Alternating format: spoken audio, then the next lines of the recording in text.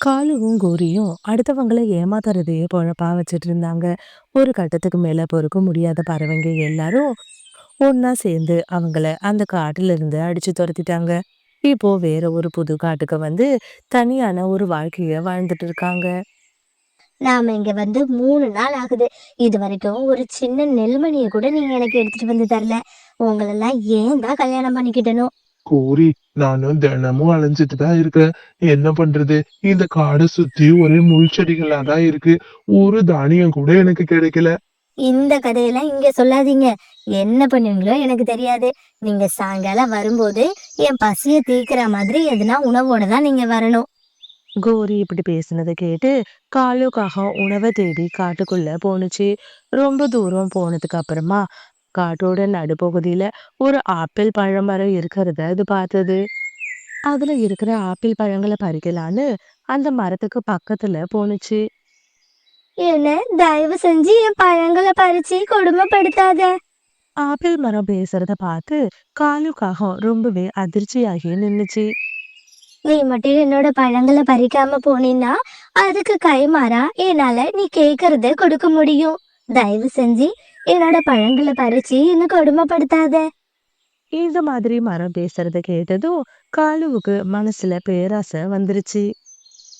மரமே, அப்படின்னா ஒண்ணு பண்ணு. நானும் என்னோட மனைவியும் ஒரு வாரமா பசி பட்னியால வாடி போயிருக்கோம். எங்களோட பசிய தீர்க்கிற மாதிரி நிறைய உணவுப் பொருட்களை நீ எனக்கு கொடு. சரி பறவையே, உன்னோட விருப்பம் என்னவோ அதையே நான் நிறைவேத்துறேன். நீ போய் உன்னோட வீட்டுல பாரு. அங்க உனக்கு தேவையான நிறைய உணவுப் பொருட்கள் இருக்கும். அப்படின்னு மரம் சொன்னது. உடனே காலுக்காகவும் ரொம்ப சந்தோஷமா அதோட வீட்டுக்கு வந்தது. காலுஜி, பாத்தீங்களா எவ்வளோ பழங்கள் தானியங்கள்னு? இதெல்லாம் எப்படி வந்துச்சுன்னே தெரியல. இதெல்லாம் பாக்குறப்போ ஏதோ மாயாஜாலம் மாதிரி இருக்கு. ஆமா கோரி, உண்மையாலுமே இது மாயாஜாலம்தான். அப்படின்னு சொல்லி காட்டுல அது பார்த்த ஆப்பிள் மரத்தை பத்தி சொன்னுச்சு. உடனே கோரி அது கேட்டு ரொம்பவே அதிர்ச்சியானா. ஐயோ காலு, மறுபடியும் மறுபடியும் நீங்க முட்டாள்னே நிரூபிக்கிறீங்க. மந்திர மரத்தை பாத்தீங்கல்ல, அதுகிட்ட போய் யாராச்சும் உணவு பொருளை கேட்பாங்களா? நாம இப்ப இருக்கிற நிலைமைக்கு தங்கம் வைரம்னு நீங்க கேட்டிருக்கணும். நீங்க என்னடானா இந்த பழங்களையும் தானியங்களையும் கேட்டிருக்கீங்க. எனக்கு தெரியாது. உடனே நீங்க போறீங்க, என்னோட இந்த கழுத்துக்கு அழகான ஒரு தங்க நெக்லஸ வாங்கிட்டு வர்றீங்க. இது கேட்டதும் காலுக்காகவும் மறுபடியும் அந்த மந்திர மரத்துக்கிட்ட வந்துச்சு. என்னாச்சுக்காகமே மறுபடியும் நீ என்ன தேடி வந்திருக்க? என்ன வேணும்?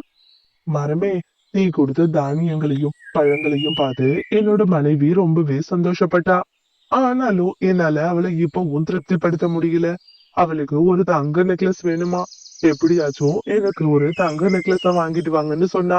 நீ மட்டும் ஒரு நெக்லஸ கொடுத்தீன்னா அதை பார்த்து அவ ரொம்பவே சந்தோஷப்படுவா. நானும் உன்னோட பழங்களை பறிக்காம இங்க இருந்து போயிடுவேன்.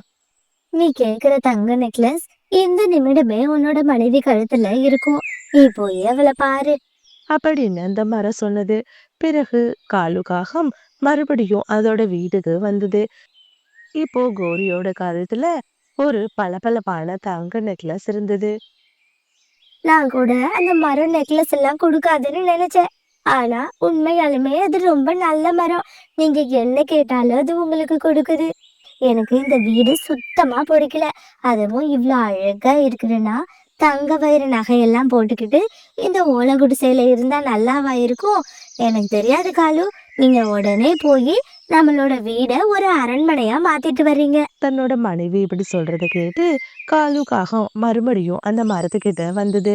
இந்த தடவை மரத்துக்கிட்ட தன்னோட வீடு ஒரு அரண்மனையா மாறணும்னு கேட்டுச்சு. பறவையே, நீ தினமும் என்கிட்ட வந்து ஒரு ஒரு உதவிய கேட்டுக்கிட்டே தான் இருக்க.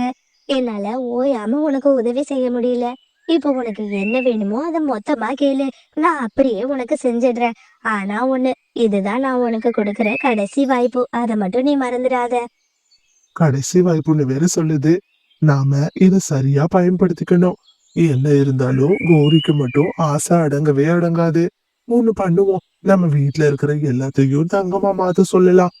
அத பார்த்து கோரி ரொம்பவே சந்தோஷப்படுவா. அப்படின்னு யோசிச்ச காலு பிறகு அந்த மரத்துக்கிட்ட தன்னோட கோரிக்கைய சொன்னான். சரி பறவையே, உன்னோட ஆசைப்படியே உன்னோட வீட்டுல இருக்கிற எல்லாமும் தங்கமா மாறிடும். பிறகு காலுக்காக அங்கிருந்து ரொம்ப சந்தோஷமா அவனோட வீட்டுக்கு வந்தான். அங்க இருக்கிற அவனோட வீடு தங்க வீடா மாறி இருந்தது. இத பார்த்து ரொம்பவே சந்தோஷப்பட்டான். பிறகு அந்த வீட்டுக்குள்ள அவன் போனான். அங்க இருக்க பொருட்கள் அத்தனையும் தங்கமா மாறி இருந்துச்சு. கோரி, கோரி, நீ எங்க போயிட்ட? இங்க வந்து பாரு, என்ன அதிசயம் நடந்திருக்குன்னு. உங்க கண்ணு முன்னாடியே தான் இருக்கு. என்ன, உங்களுக்கு என்ன தெரியலையா? என்ன, கோரியோட குரல் மட்டும் வருது, ஆனா ஆளை காணோம். கோரி, உன்னோட குரல் மட்டும் தான் கேக்குது, ஆனா உன்னை என்னால பார்க்க முடியல. காலு, வீட்டோட சேர்ந்து அதுல இருக்க எல்லா பொருட்களும் தங்கமா மாறிடுச்சு. கூடவே வீட்டுக்குள்ள இருந்த நானும் தங்கமா மாறிட்டேன். எப்படியாச்சும் என்ன காப்பாத்துங்க காலு. கடவுளே, என்னோட முட்டாள்தனத்தால இப்படி என்னோட கோரியை நான் சிக்க வச்சுட்டேனே. காலு, தயவு செஞ்சு சீக்கிரமா அந்த மரத்துக்கிட்ட போங்க. அதுகிட்ட போய் மறுபடியும் என்னோட பழைய நிலைமைக்கு என்ன மாத்திருங்க. பிறகு காலுக்காக மறுபடியும் அந்த மரத்துக்கிட்ட வந்தது. வருமே, தயவு செஞ்சு என்ன மன்னிச்சிரு. வீட்டோட சேர்ந்து அதுல இருந்த என்னோட மனைவியும் தங்கமா மாறிட்டா. தயவு செஞ்சு மறுபடியும் என்னோட கோரியையே எனக்கு திருப்பி கொடு. உன்னை பார்த்தாலும் பாவமா தான் இருக்கு. ஆனா எப்படி இதுல இருந்து உங்களை காப்பாத்துறதுன்னே எனக்கு தெரியலையே. சரி, நான் ஒண்ணு பண்றேன். மறுபடியும் கடவுள்கிட்ட வேண்டி ஒரு வரம் கேக்குறேன். அதுல என்னோட மந்திர சக்தி எல்லாத்தையும் அந்த கடவுள்கிட்டயே திருப்பி நான் கொடுத்துடுறேன். அப்பதான் உன்னோட கோரிய என்னால பழைய நிலைமைக்கே மாத்த முடியும். சரி மருமே, தயவு செஞ்சு எனக்காக அதை பண்ணு. சரி காகமே, பயப்படாம நீ போ. கண்டிப்பா உனக்கு நல்லதுதான் நடக்கும். பிறகு காலுக்காக மறுபடியும் அவனோட வீட்டுக்கு வந்தான். தன்னோட வீடு மறுபடியும் பழைய நிலைமைக்கே வந்திருந்தது. வீட்ல இருந்த தங்க நகைகள் பொருட்கள் எல்லாமும் மாயமா மறைஞ்சிருந்தது. அடுத்த வேளை உணவுக்கு கூட அவங்க வீட்ல இப்போ வழி இல்ல. கோரிக்காகமோ அழுத நிலைமையில அந்த கூட்டுல உட்கார்ந்திருந்தா. இப்போ அவளோட கழுத்துல அந்த விலை உயர்ந்த தங்க நெக்லஸும் இல்ல. அப்பாடா, கோரி, நல்ல வேளை நீ மறுபடியும் மாறிட்ட. எங்க கடைசி வரைக்கும் உன்னை பார்க்க முடியாம போயிடுமோன்னு நான் ரொம்ப பயந்துட்டேன். காலு, நான் மாறினது என்னமோ ரொம்ப சந்தோஷம்தான். ஆனா என் கூடவே சேர்ந்து நமக்கு கிடைச்ச அத்தனை தங்கமும் போயிடுச்சு. அத நினைச்சுதான் எனக்கு ரொம்ப வருத்தமா இருக்கு. என்ன கோரி பண்றது? நாம ஒரு அளவோட நிறுத்தி இருக்கணும். திரும்ப திரும்ப அதுகிட்ட போய் நிறைய பொருட்களை கேட்டோம். அது என்னடான்னா நமக்கு இப்படி ஒரு சோதனையை கொடுத்துருச்சு. என்னைய ஏமாத்த பாக்குறீங்க? நானும் போனா போகுதுன்னு ஒண்ணு ஒண்ணா கொடுத்துட்டு இருந்தா, நீங்க என்னடானா பேராசையில என்னையே முட்டாளாக்க பாத்தீங்க. இப்ப பாத்தீங்களா, உங்களோட பேராசைய வச்சே உங்களுக்கு ஒரு முடிவு கட்டிட்டேன். அப்படின்னு சொல்லி காகங்களை ஏமாத்துனதை நினைச்சு அந்த மரம் ரொம்பவே சந்தோஷப்பட்டுச்சு. இந்த மாதிரி நிறைய ஸ்டோரிஸை பார்க்க மறக்காம நம்மளோட சிட்டு பேர்ட் ஸ்டோரிஸ் சேனலை சப்ஸ்கிரைப் பண்ணுங்க. சோலைவன காட்டோட நடுப்பகுதியில ஒரு மாமரமும் நாவல் மரமும் வாழ்ந்துட்டு வந்தது. அந்த மாமரத்துக்கு நாவல் மரத்து மேல ரொம்ப நாளா காதல் இருந்தது. அதை கல்யாணம் பண்ணிக்கவும் அது ரொம்பவே ஆசைப்பட்டுச்சு. தூங்கும் போது கூட அந்த மூஞ்ச கொஞ்சம் சிரிச்சா மாதிரி தான் வச்சிருந்தா என்ன, உருன்னு வச்சுக்கிட்டு தூங்க வேண்டியது. இன்னும் எத்தனை நாளைக்கு தான் என்ன காக்க வைக்க போறாளோ தெரியல. இந்த மாதிரி மாமரம் பேசிட்டு இருக்கும்போது நாவல் மரம் மெதுவா கண் விழிச்சு பார்த்துச்சு. ஏய், உன்கிட்ட நான் பல தடவை சொல்லிட்டேன். நான் தூங்கும்போது நீ எது பேசினாலும் என் காதுல கேட்கும்னு. எதுக்காக நீ என்ன போட்டு இந்த அளவுக்கு தொந்தரவு பண்ணிட்டு இருக்க? ஏன் இந்த காட்டுல வேற மரமே இல்லையா என்ன? ஆனா என் மனசுல இருக்கிறது நீ மட்டும்தானே. நான் உன்னதான் கல்யாணம் பண்ணிக்க ஆசைப்படுறேன். நீ தான் கொஞ்சம் கூட இறங்கி வரவே மாட்டேங்கிற. அப்படி என்ன கல்யாணம் பண்ணிக்கிறதுல உனக்கு என்னதான் பிரச்சனை? இந்த மாதிரி ரெண்டு மரமும் ஒருத்தருக்கு ஒருத்தர் மாத்தி மாத்தி பேசிட்டு இருந்தாங்க. அந்த நேரம்னு பார்த்து மீனுக்குருவி அந்த பக்கமா பறந்து போனா. அவளோட காதுல மரங்கள் பேசிட்டு இருக்கது கேட்டுச்சு. என்னாச்சு மரங்களா? எதுக்காக இப்படி சண்டை போட்டுட்டு இருக்கீங்க? குருவியே, நீ ஏன் இந்த கதையை கேளு. பிறந்ததுல இருந்து நானும் இவளும் ஒன்னாவே தான் இருக்கோம். இப்ப நான் இவளை கல்யாணம் பண்ணிக்கவும் ஆசைப்படுறேன். ஆனா இவ என்னடான்னா என்ன கல்யாணம் பண்ணிக்க விருப்பம் இல்லைன்னு சொல்றா.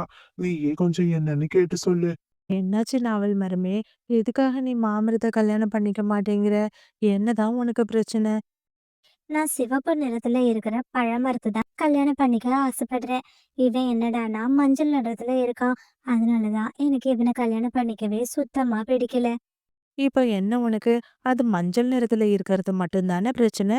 சரி, நீ ஆசைப்பட்ட மாதிரியே அதோட நிறத்த நான் சிவப்பு வண்ணத்துல மாத்திடுறேன். ஆனா, அதுக்கப்புறம் நீ அத கல்யாணம் பண்ணிக்க சம்மதிக்கணும். கண்டிப்பா குருவியே, நீ மட்டும் அதோட வண்ணத்தை மாத்திரு. நான் அதை இன்னைக்கே கூட கல்யாணம் பண்ணிக்கிறேன். மாமரமே, நீ ஒன்னும் கவலைப்படாம இரு. நான் சீக்கிரமா போயிட்டு ஒரு நல்ல தேர்வோட வரேன். அப்படின்னு சொன்ன மீனுக்குருவி அங்கிருந்து நிறம் தயாரிக்கிற மனிதன்கிட்ட வந்தது. அண்ணா, எனக்கு சிவப்பு வண்ண கலவை வேணும். என்ன குருவி, அது இப்பதானே தெரிஞ்சுச்சு. நீ என்னடானா இப்ப கேட்டு வந்திருக்க?